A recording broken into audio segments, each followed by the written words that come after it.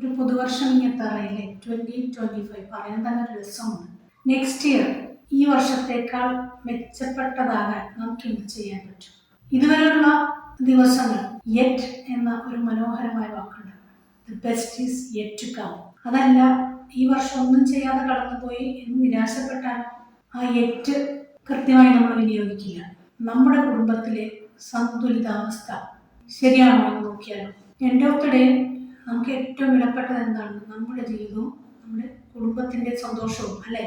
നമ്മുടെ സംസ്കാരം, ഫ്രുഗാലിറ്റി and functioning of family, ഇംഗ്ലീഷിൽ അങ്ങനെ പറയാം. അതായത് മിതത്വവും ഒരു കുടുംബത്തിന്റെ കെട്ടുറപ്പും, അതായിരുന്നു നമ്മുടെ മുഖമുദ്ര.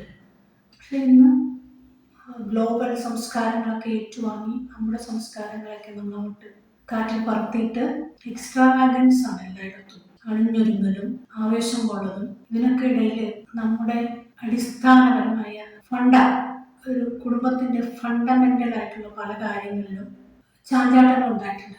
ഉരിയാടാത്ത കുഞ്ഞുങ്ങളും അരിയാഹാരം കഴിക്കാൻ പറ്റാത്ത വയോജനങ്ങളും ഇതിനിടയിൽ ആവേശത്തോടെ നെട്ടോട്ടം ഓടുന്ന മധ്യവയസ്കരും, ഇങ്ങനെയൊക്കെയാണ് എൻ്റെ ഒരു നിരീക്ഷണത്തിൽ എനിക്ക് തോന്നുന്നത്.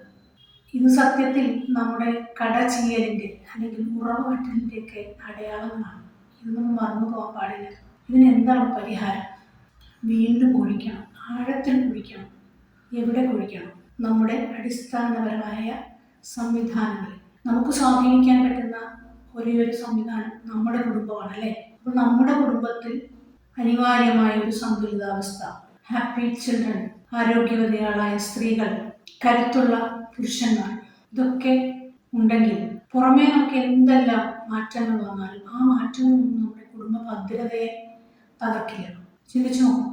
ഇപ്പോൾ 2025 നമുക്ക് തനി നാടനാകാം. കുറേ നാളായില്ലേ നമ്മൾ കുറേ ഫോറിൻ കാര്യങ്ങളൊക്കെ ചെയ്യുന്നത്. നമുക്കൊന്ന് തനി നാടനായി ഫണ്ടമെന്റൽസ് കറക്റ്റ് ചെയ്തിട്ട് അതുക്ക് മേലെ കെട്ടിപ്പോക്കാം.